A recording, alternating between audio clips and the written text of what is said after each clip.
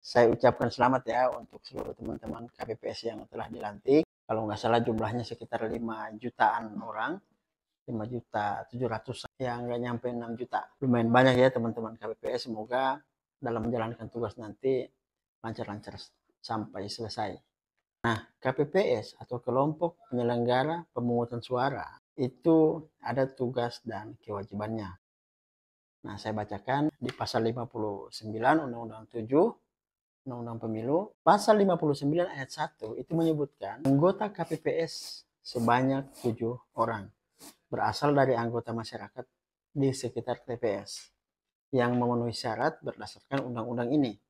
Nah, jadi ada syarat-syarat untuk menjadi anggota KPPS. Jadi jumlahnya itu 7 orang ya, setiap diambil dari yang ada di sekitar TPS. Jadi sebelumnya itu sudah ada penentuan lokasi TPS oleh KPU. Kemudian pada angka 2-nya, ayat 2-nya, seleksi penerimaan anggota KPPS dilaksanakan secara terbuka. Nah, ini udah selesai karena udah dilantik. Kemudian pasal 60, KPPS bertugas 1 mengumumkan daftar pemilih tetap di TPS, itu yang tugas KPPS poin A ya. Kemudian yang huruf B-nya, tugas KPPS adalah menyerahkan daftar pemilih tetap kepada saksi peserta pemilu yang hadir dan pengawas TPS. Dan dalam hal peserta pemilu tidak memiliki saksi, daftar pemilih tetap diserahkan kepada peserta pemilu. Nah, ini tugas KPPS, pasal 60 ya. Kemudian huruf C itu melaksanakan pemungutan dan penghitungan suara di TPS. Huruf D membuat berita acara pemungutan dan penghitungan suara serta membuat sertifikat penghitungan suara dan wajib menyerahkan kepada saksi peserta pemilu, pengawas TPS, dan PPK melalui PPS.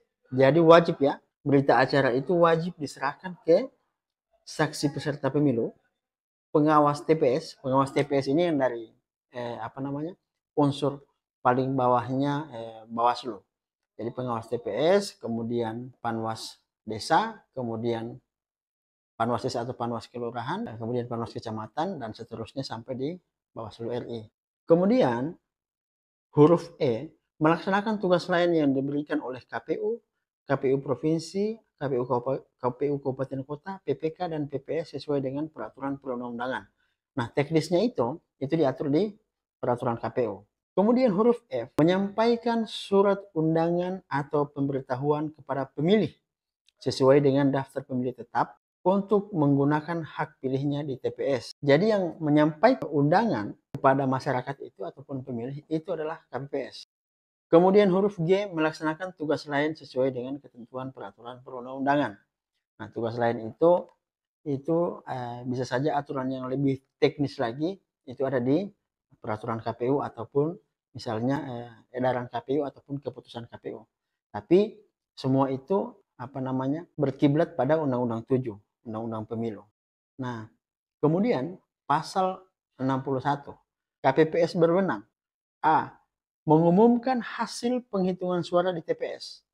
Jadi yang mengumumkan itu harus KPPS. Kemudian huruf B, melaksanakan wewenang lain yang diberikan oleh KPU Provinsi sampai dengan PPS sesuai dengan peraturan perundang-undangan. Kemudian C, melaksanakan wewenang lain sesuai dengan ketentuan peraturan perundang-undangan. Itu kalau terkait dengan wewenang. Kemudian pada pasal 62 ini berkaitan dengan kewajiban KPPS. Nah, huruf A itu menempelkan daftar pemilih tetap di TPS. Jadi daftar nama-nama yang menjadi pemilih tetap di TPS itu ditempel di TPS itu supaya mereka tahu, oh ternyata saya ini merupakan pemilih di sini. Seperti itu. Kemudian menindaklanjuti dengan segera temuan dan laporan yang disampaikan oleh saksi, pengawas TPS, Panwaslu kelurahan atau desa, peserta pemilu, dan masyarakat pada hari pemungutan suara. Jadi kalau ada laporan ataupun temuan itu harus segera ditindaklanjuti oleh KPPS. Kemudian huruf C menjaga dan mengamankan keutuhan kotak suara setelah penghitungan suara dan setelah kotak suara disegel. Jadi yang menjaga dan mengamankan keutuhan kotak suara itu adalah kewajiban daripada teman-teman KPPS. Kemudian huruf E, menyerahkan kotak suara tersegel. Jadi kotak suara yang tersegel tadi yang berisi surat suara dan sertifikat hasil penghitungan suara kepada PPK melalui PPS di hari yang sama. Jadi tidak bisa diserahkan nanti besoknya. Nah, setelah itu disegel, setelah hari pelaksanaan pemungutan suara selesai, itu harus diserahkan kepada PPK melalui PPS di hari yang sama. Nggak bisa beda hari. Kemudian, melaksanakan kewajiban lain yang diberikan oleh KPU. Kemudian melaksanakan kewajiban lain yang sesuai dengan ketentuan peraturan perundang-undangan. Nah, jadi itu ya, agak berat memang pekerjaan teman-teman KPPS, dan semoga teman-teman KPPS diberikan kesehatan, seluruh penyelenggara pemilu khususnya diberikan kesehatan hingga proses pemilu 2024 ini selesai. Itu harapan kita bersama ya. Oke teman-teman, itu dari saya terkait dengan tugas, wewenang, dan kewajiban teman-teman KPPS. Kalau ada yang ingin didiskusikan atau ditanyakan, silakan dikomentari pada kolom komentar.